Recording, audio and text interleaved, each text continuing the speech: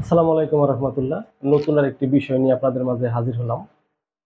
আহ, প্রতিটি দেওয়ানি মোকদ্দমায় কিছু না কিছু আর্জি দাখিলের জন্য কিছু না কিছু কোর্ট ফি আদালতে জমা দিতে হয় এবং এই ফিটা কোনো কোনো আইনে নির্ধারিত আছে, কোনো কোনো আইনে নির্ধারিত নেই।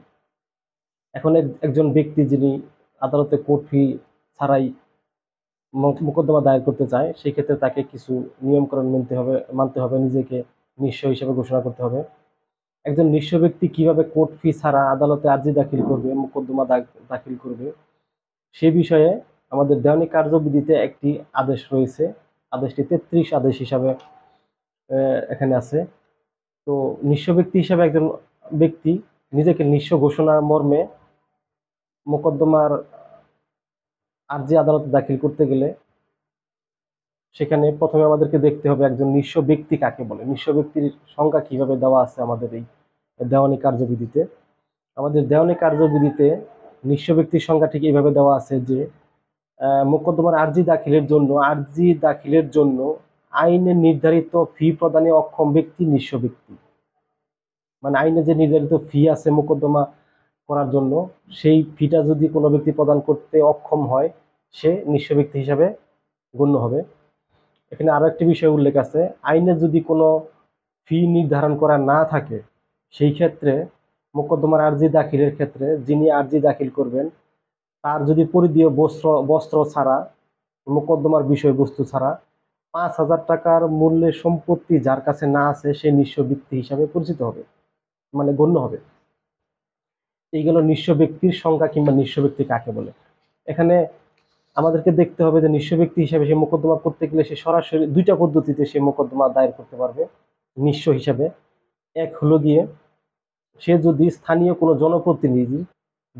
স্থানীয় তার কোনো প্রতিনিধির মাধ্যমে যে সে নিঃস্ব মর্মে একটি সার্টিফিকেট প্রত্যয়ন করে আদালতে জমা দিতে পারে, তবে সে সরাসরি নিঃস্ব ব্যক্তি মর্মে আদালতে কোনো প্রকার কোর্ট ফি ছাড়াই, মামলার ফি ছাড়াই সে এই মোকদ্দমা আদালতে দায়ের করতে পারবে। এটা হলো স্থানীয় জনপ্রতিনিধি যদি তাকে নিঃস্ব মর্মে একটি সার্টিফিকেট প্রদান করে। এখানে আরেকটি পদ্ধতি হলো নিঃস্ব মর্মে কোর্ট ফি ছাড়া আদালতে মোকদ্দমা দায়ের করা। সেটা হলো প্রথমে এই যে ব্যক্তি নিজেকে নিঃস্ব মর্মে আবেদন করবে, সে প্রথমে একটা পূর্ণাঙ্গ মোকদ্দমার আর্জি তৈরি করবে। যে মোকদ্দমাটা পূর্ণাঙ্গ যে মোকদ্দমাটা সেটা কি, সেটার একটা আবেদনপত্র, সেটা একটা আর্জি তৈরি করবে এবং আর্জির সাথে সে নিঃস্ব মর্মে একটি আবেদনপত্র তৈরি করবে যে আমি নিঃস্ব, আমি এই মোকদ্দমাটি পরিচালনা করতে প্রয়োজনীয় যে কোর্ট ফি সেটা দিতে আমি অক্ষম। সেই মর্মে সে আদালতের নিকট একটি নিঃস্ব ঘোষণা চেয়ে একটি আবেদনপত্র তৈরি করবে এবং যিনি নিজেকে আবেদনকারী হিসাবে গণ্য করবেন, সে উক্ত আবেদনপত্রে স্থাবর অস্থাবর সম্পত্তির তফসিল সহ উক্ত সম্পত্তির একটি আনুমানিক মূল্য প্রদান করবে। আর্জির পাশাপাশি সে এই কাজটা আবেদনপত্রের মাধ্যমে এই কাজটা করবে।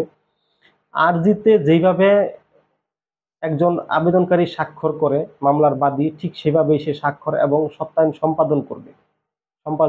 সম্পাদন করার পর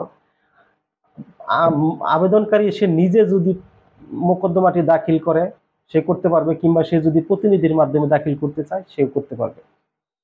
আদালত নিঃস্ব ব্যক্তির আবেদনটি পাওয়ার পর আবেদনকারীকে হাজির হতে বলবেন এবং সে যে নিঃস্ব তার এই দাবির সপক্ষে সম্পত্তির বিষয়ে জবানবন্দি নিবেন এবং তিনি যদি প্রতিনিধির মাধ্যমে আবেদনপত্রটি জমা দিয়ে থাকেন, তাহলে আবেদনকারীর জবানবন্দি গ্রহণের জন্য আদালত কমিশন প্রদান করবেন।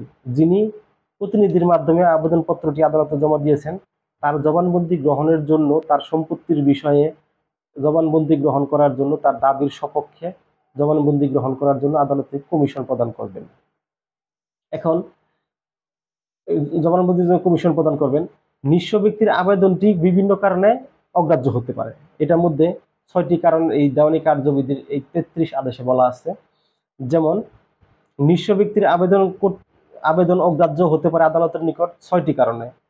মূল আর্জিতে মূল উপাদানগুলো না থাকলে, একটা মোকদ্দমার আর্জিতে যে সকল বিষয়গুলো থাকা প্রয়োজন সেই সকল বিষয়গুলো যদি না থাকে, তাহলে সে নিঃস্ব মর্মে আবেদনপত্রটি বাতিল হতে পারে। নিজে কিংবা প্রতিনিধির মাধ্যমে আবেদনপত্রটি আদালতে জমা দাখিল না করলে, আদালতে যদি সে প্রতিনিধির মাধ্যমে কিংবা নিজে যদি আবেদনপত্রটি দাখিল না করে, সেই ক্ষেত্রে তার আবেদন নিঃসমর্মে আবেদনটি অগ্রাহ্য হিসেবে গণ্য হতে পারে। আবেদনকারী যদি নিঃস্ব না হয়, সেই ক্ষেত্রেও তার এই আবেদনপত্রটি বাতিল হতে পারে।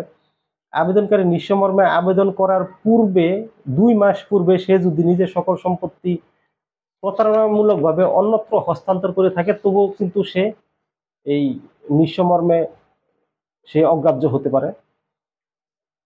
এবং কোনো ব্যক্তি কিংবা বিবাদী যদি আবেদনকারীর বিরুদ্ধে অভিযোগ করে যে সে সে এই নিঃস্ব নয়, তার অনেক সম্পদ আছে কিংবা সে এই সয় সম্বল আছে তার, এবং সে যদি প্রতিবাদ না করে, আবেদনকারী যদি প্রতিবাদ না করে, সেই ক্ষেত্রেও কিন্তু তার নিঃস্ব মর্মে আবেদনটি অগ্রাহ্য বলে গণ্য হতে পারে। এই জায়গায় ষষ্ঠ এবং শেষ কারণটি হিসাবে যেটা দেখানো হয়েছে আবেদনপত্রটি অগ্রাহ্য করার হিসাবে, মোকদ্দমার বিষয়বস্তুতে অন্য কারো স্বার্থ তৈরি হয় এমন কোনো চুক্তি যদি করে, মোকদ্দমার বিষয়বস্তুতে অন্য কারো স্বার্থ তৈরি হয় এমন কোনো চুক্তিপত্র যদি সে করে, তাহলে সে নিঃস্ব মর্মে আবেদনপত্রটি অগ্রাহ্য হতে পারে।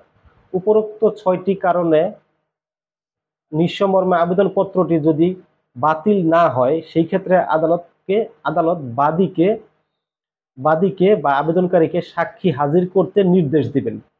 তাহলে তার আবেদনটি গ্রহণ হয়েছে, নিঃস্ব মর্মে তার গ্রহণ হয়েছে, সেই ক্ষেত্রে আদালত বাদীকে প্রয়োজনীয় সাক্ষী হাজির করতে নির্দেশ দিবেন, এবং বিবাদী ও সরকারি উকিলকে 10 দিনের সময় দিতে হবে, কমপক্ষে 10 দিনের সময় দিয়ে এখানে এই নোটিশ দিতে হবে। এই হলো আমাদের একজন ব্যক্তি নিঃস্ব হিসাবে কিভাবে ঘোষণা করতে পারে নিজেকে, এই বিষয়ে ব্যাপারে আমাদের আইন কি বলে সে বিষয়ে সংক্ষিপ্ত একটি ধারণা দেওয়ার চেষ্টা করলাম। অন্য কোনো দিন নতুন আরেকটা বিষয় নিয়ে আপনাদের মাঝে হাজির হব। আশা করি সেই পর্যন্ত ভালো থাকবেন, সুস্থ থাকবেন। ধন্যবাদ সবাইকে। আজকে এই পর্যন্তই। আসসালামু আলাইকুম রহমতুল্লাহ।